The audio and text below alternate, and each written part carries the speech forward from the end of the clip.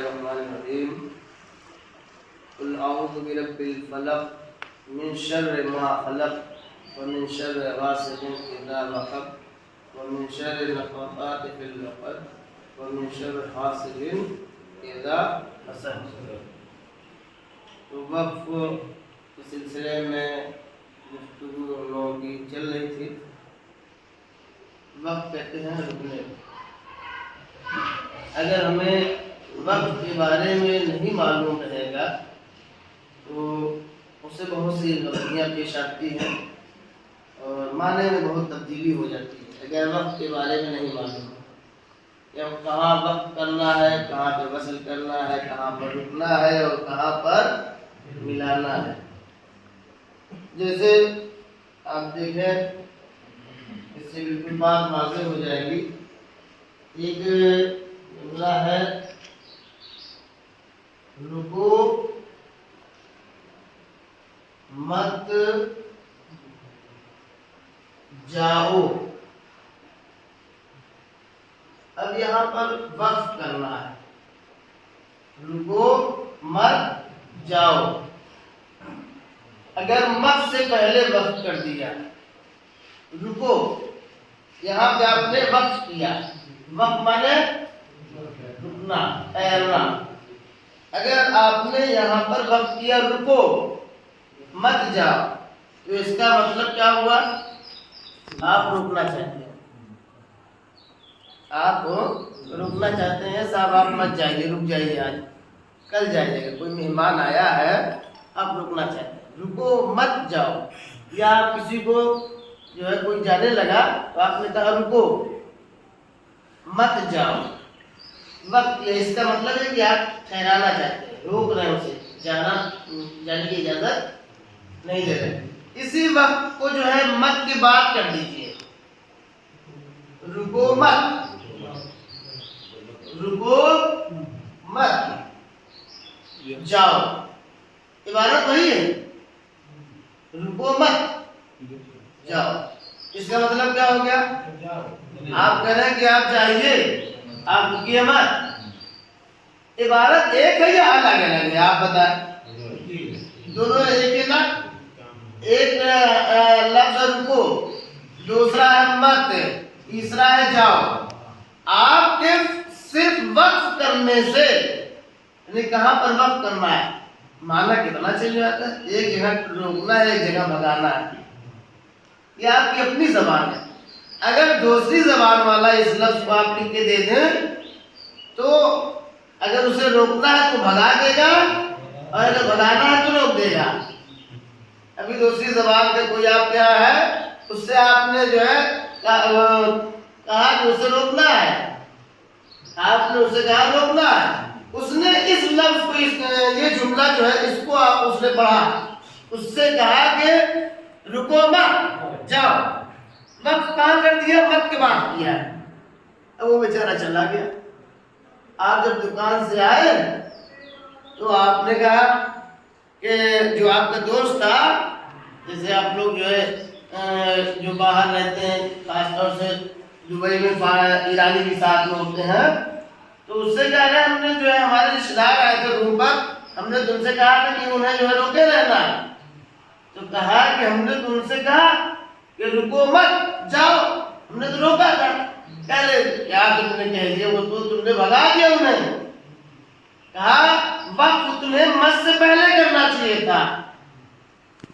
یہ مت لفظ جو ہے اس سے پہلے تمہیں وقت کرنا چاہیے تھا, تب وہ رکتے. تب وہ کیا آپ سے کہے گا, آپ نے ہمیں وقت کا قانون بتایا, آپ اپنی زبان میں ہمیں بتاتے تو کہ کہاں پر وقت کیا جائے گا, اور روکنا ہے تو مت سے پہلے جو ہے یا بعد, اس کو آپ کو ہم کو بتانا چاہیے تھا. آپ نے تو ہمیں قانون بتایا نہیں. ہم نے یہ جملہ دیکھا اور یہ آپ نے بتایا تھا رکو مت جاؤ, تو ہم اسی اعتبار سے اپنے سمجھ سے وقت کر دیا کہ آپ تم نے اشتباہ کیا. مت سے پہلے اگر تم وقت کرو گے تو اس کا مطلب جاؤ, نہیں رکو یعنی ٹھہرنا, رکو مت جاؤ. اور اگر بھگانا ہے تو مت مت کے بعد کرنا ہے تمہیں وقف، رکو مت جاؤ۔ کہا کہ ہم کو پہلے آپ کو بتانا چاہیے تھا قانون۔ تو ایک وقف سے پورا معنی بن جائے گا۔ یہ آپ اردو زبان ہے، آپ سمجھ سکتے ہیں اس وقت کو، لیکن غیر اردو زبان وہ نہیں سمجھ پائے گا کہاں وقف کرنا ہے۔ اگر روکنا ہے تو مت سے پہلے کرنا ہے، اور اگر بھگانا ہے تو مت کے بعد کرنا ہے۔ یہ آپ سمجھ سکتے ہیں، آپ کو قانون پڑھنے کی ضرورت نہیں ہے کیونکہ آپ کی زبان ہے، لیکن دوسری زبان والے کو پڑھنے کی ضرورت ہے۔ اسی طریقے سے قرآن مجید میں بھی آپ کو پتہ نہیں ہے، آپ کچھ نہ کچھ پڑھتے ہیں، اب بالکل معنی ایک چینج کر دیتے ہیں۔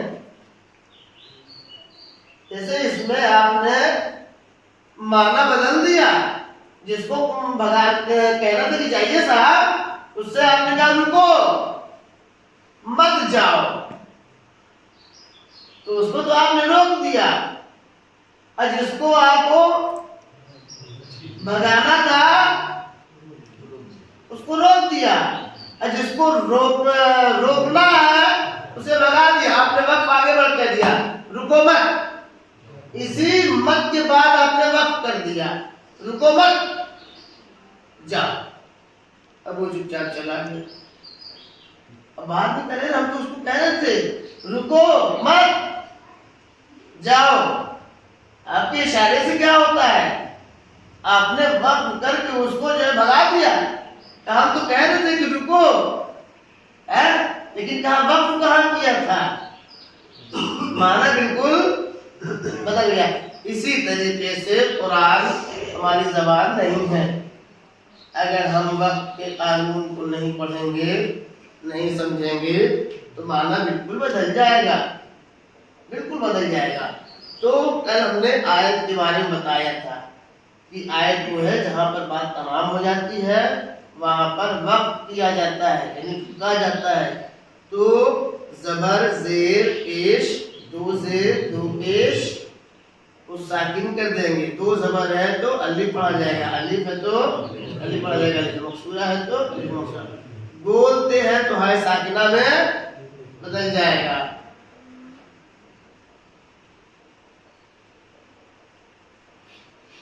جس سورہ کی تلاوت کی تھی وہ سورہ جو ہے سورہ فلق ہے۔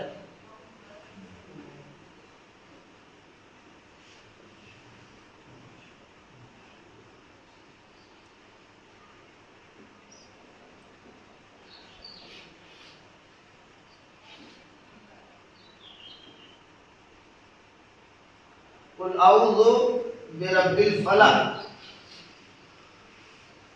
پیغمبر کہتے ہیں کہ میں پناہ چاہتا ہوں جو فلک کا رب ہے، جو فلک کا رب ہے۔ سب سے پہلے یہ سورہ جو نازل ہوا تو بعض مفسرین کہتے ہیں کہ مکی ہے، اور بعض کہتے ہیں مدنی ہے، صحیح۔ اور اس کے بعد دوسری آیت جو ہے من شر ما خلق، من شر ما خلق،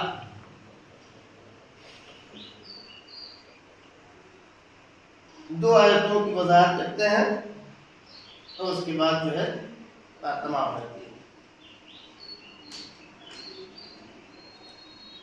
پہلی آیت ہے قل اعوذ برب الفلق، پیغمبر کہتے کہ میں پناہ چاہتا ہوں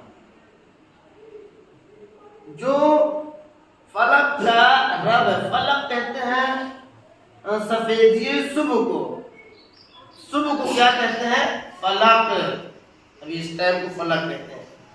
فلک صبح کو کیوں کہتے ہیں؟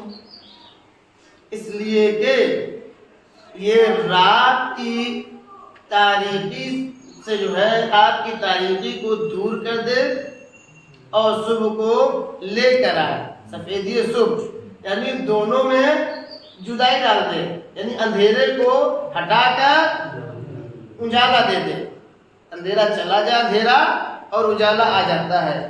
تو میں پناہ چاہتا ہوں فلک کے پروردگار سے۔ فلک جو ہے یہ سفیدی صبح کو کہتے ہیں، صبح کی سفیدی کے پروردگار سے میں پناہ چاہتا ہوں۔ یعنی کیا؟ اندھیرا چلا گیا، اجالا آ گیا۔ یہ اندھیرا جب جاتا ہے تو اجالا آ جاتا ہے۔ اس کا مطلب یہ ہوا کہ انسان پہلی جو ہے یہ جو دعا کر رہا ہے اللہ سے، قرآن میں اللہ نے رسول سے کہا کہ پروردگار، صبح کے پروردگار میں تیری پناہ چاہتا ہوں۔ کس چیز سے بچنا چاہتا ہوں؟ اس اندھیرا جو چلا گیا ہے، اب تو نے صبح عطا کی ہے جس کی وجہ سے، تو کیا جو صبح کا پروردگار ہے وہ شام کا پروردگار نہیں ہے؟ جو شام کا پروردگار، اس قرآن کی آیت میں صبح کے پروردگار کی میں پناہ چاہتا ہوں، اللہ رسول سے کہہ رہا ہے۔ تو جو صبح کا اللہ ہے وہ رات کا اللہ ہے یا نہیں ہے؟ کیا وہ دوپہر کا اللہ ہے یا نہیں؟ شام کا خدا ہے، لیکن کیوں جو ہے یہ صبح کی بات ہو رہی ہے؟ اس موضوع اور عنوان کو دیکھتے ہوئے گفتگو کی جاتی ہے، موضوع عنوان کو دیکھتے ہوئے گفتگو کی جاتی ہے۔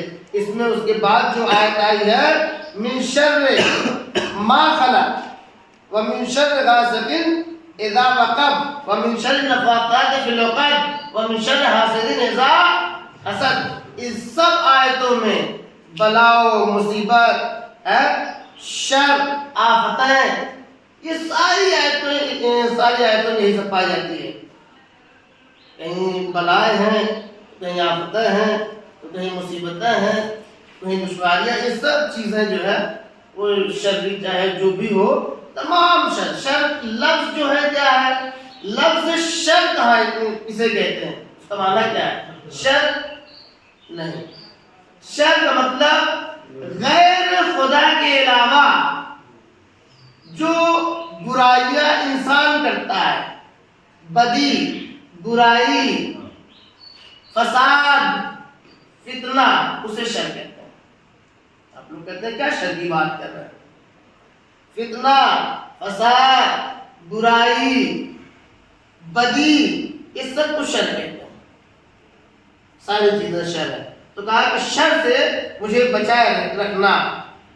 تو جس طریقے سے تاریکیوں کو ہار کر نور نکالنے والا خدا ہے، اسی طریقے سے تمام پریشانیاں، تمام تاریکیوں سے جو ہے خدا نکالنے والا ہے۔ کس کی طرح؟ نور کی طرح، اندھیرے سے نور کی طرف نکالتا ہے۔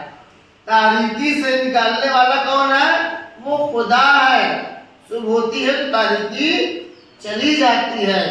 تو اسی طریقے سے انسان کی ساری پریشانیوں سے نکال کر نیکی کی طرف لانے والا، مشکلات سے دور کر کے انسان کو راحت میں لانے والا، یہ سب سے پہلی دعا ہے کہ پالنے والے تمام مشکلات، پریشانی، مصیبتوں سے تو ہی نکالنے والا ہے، یہ پہلی۔ اور اس کے بعد جو ہے یہ دعائیں عام ہے، اور اس کے بعد کہا وَمِن شَرِّ مَا خَلَقَ، ہر طرح کے شر سے، جو کچھ تو نے خلق کیا ہے، جو کچھ تو نے پیدا کیا ہے۔ تو سوال یہ ہوتا ہے ما خلق، جو کچھ تم نے پیدا کیا ہے، چاہے وہ موجودات میں ہو، چاہے وہ نباتات میں ہو، چاہے وہ جمادات میں ہو، چاہے وہ حیوانات میں ہو، چاہے وہ انسانوں میں ہو، جو کچھ تو نے شر پیدا کیا ہے، سب سے میں بچنا چاہتا ہوں، تیری پناہ میں آنا چاہتا ہوں۔ اب اللہ کیا شر پیدا کرے گا؟ نہیں، شر نہیں پیدا کرتا ہے۔ اللہ سے سوائے نیکی اور اچھائی کے کچھ بھی نہیں ہے، سوائے نیکی کے کچھ بھی نہیں ہے۔ اب جیسے پانی ایک نعمت ہے، لیکن یہی باڑھ آ جائے تو وہ جو ہے وہ شر ہے. یعنی کیا مطلب ہے؟ وہ پانی نقصان دہ ہے نا. آگ نعمت پروردگار ہے. وہی آگ موسیٰ کو جو ہے نبوت دلائے. اب وہی آگ انسان کے گھر کو جلائے. اگر آگ گھر میں نہ جلے تو کھانا نہ پکے. اسی آگ کی وجہ سے انسان کی زندگی ہے. جب آگ جلتی ہے تو کھانا پکتا ہے. لیکن وہی آگ گھر کو بھی جلائے, گھر میں آگ لگ جائے, وہ شر ہے یا نہیں؟ انسانوں کو, موجودات کو اللہ نے نیک بنایا ہے, لیکن وہی جانور درندہ ہو جائے تو شر ہے کہ نہیں؟ شر ہے نا. یہ انسان, ہم اور آپ, ہم لوگ کو اللہ نے اچھا بنایا تھا نا, لیکن ہم فتنہ پیدا کرنا شروع کر دیں, محلے میں لوگوں کا جینا حرام کر دیں, علاقے میں لوگوں کو جو ہے رہنا لوگوں کا دوبھر کر دے, ہماری ذات سے برائیاں ہونے لگے, تو ہم شر ہے کہ نہیں؟ ہم فتنہ گر ہے کہ نہیں؟ ہم برے ہیں کہ نہیں؟ ہمیں اللہ نے اچھا بنایا ہے, لیکن ہم برے ہوئے کہ نہیں؟ تو جو انسانوں میں ہو, جانوروں میں ہو, جنوں میں ہو, جن اگر اچھا ہے تو ٹھیک ہے, اگر اس کے اندر شر آ گیا تو پھر وہی لوگوں کو پریشان کرے گا, تو پھر انسان کا پورا گھر پریشان ہوتا ہے. تو یہ جن شر ہوا کہ نہیں, یہ انسان شر ہوا کہ نہیں؟ تو اس لیے انسانوں کو بھی جو پیدا کیا ان کے شر سے محفوظ رکھنا, جانوروں کو پیدا کیا ان کے شر سے محفوظ رکھنا, جنوں کو پیدا کیا جنوں کے شر سے محفوظ رکھنا. یہ سورہ, یہ سب جو ہے ہم لوگ کو روزانہ سورہ فلق اور سورہ ناس پڑھ کر کے صبح میں جو ہے تلاوت کر لینا چاہیے. روز صبح میں سونے سے پہلے تلاوت کر لے, اور جب سونے لگے تو بھی تلاوت کر لے. روز کا آپ لوگ معمول بنا لیں. یہ ان شروں سے بچنے کے لیے رسول سے کہا کہ دعا کریں. تو رسول سے کہا کیا مطلب ہے؟ ہم لوگوں سے بھی چاہا ہے کہ ہم لوگ اگر چاہتے ہیں کہ ان شروں سے محفوظ رہ سکے تو کیا کرنا چاہیے؟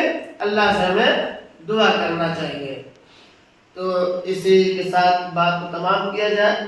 2 آیتیں تمام ہوئی ہیں اور انشاءاللہ اس کے بعد کی 3 آیتیں کل ہوں گی.